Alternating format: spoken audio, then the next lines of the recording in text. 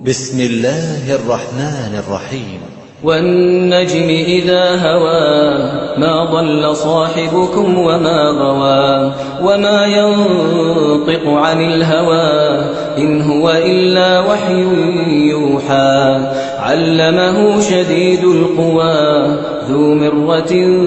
فاستوى وهو بالأفق الأعلى ثم دنا فتدلى فكان قاب قوسين أو أدنى فأوحى إلى عبده ما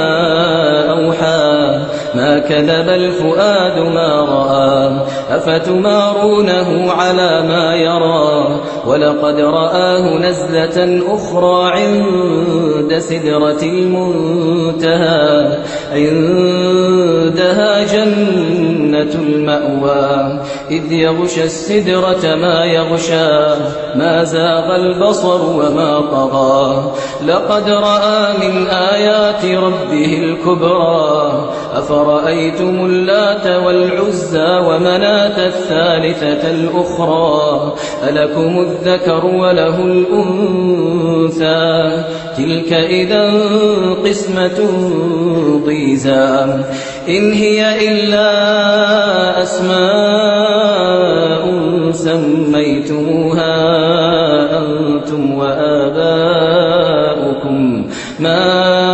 أنزل الله بها من سلطان إن يتبعون إلا الظن وما تهوى الأنفس ولقد جاءهم من ربهم الهدى أم للإنسان ما تمنى فلله الآخرة والأولى وكم من ملك في السماوات لا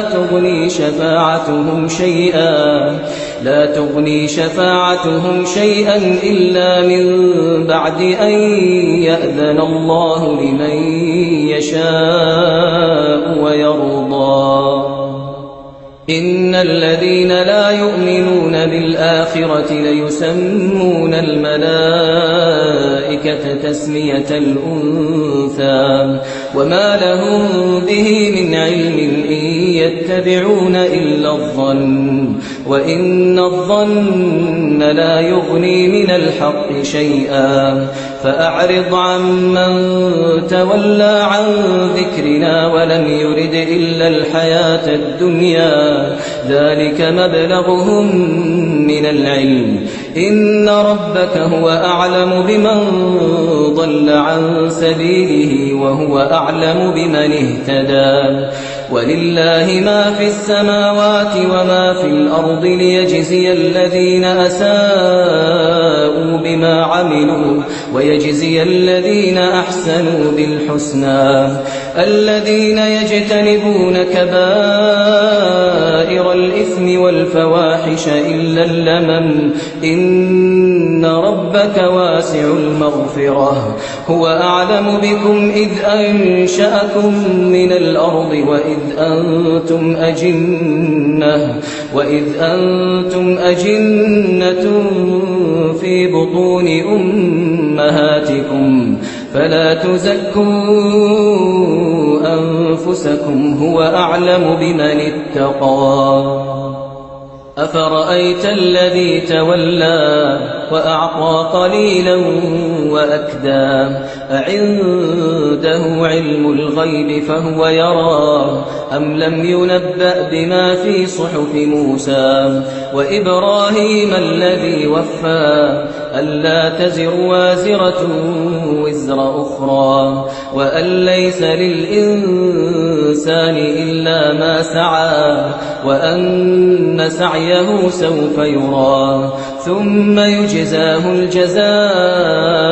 الأوفى وأن إلى ربك المنتهى وأنه هو أضحك وأبكى وأنه هو أمات وأحيا وأنه خلق الزوجين الذكر والأنثى من نطفة إذا تمنى وأن عليه النشأة الأخرى